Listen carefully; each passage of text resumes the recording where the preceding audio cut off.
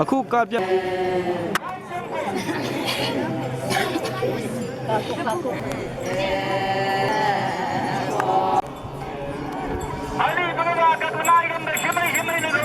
ဖြိုဖင်းနေတာတော့ကာမွေလိုက်ခေါ်ကြေးရွာနေပြီးတော့ဒါကွန်ညက်နာကလူမျိုးတွေရဲ့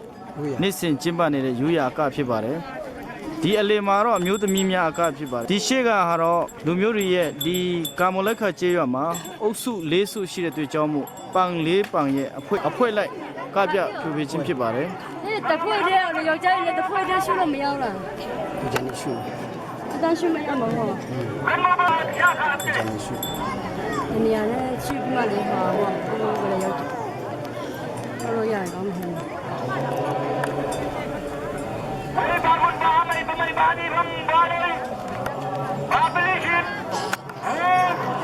Kamu nak berjumpa ke dia lah, hebat.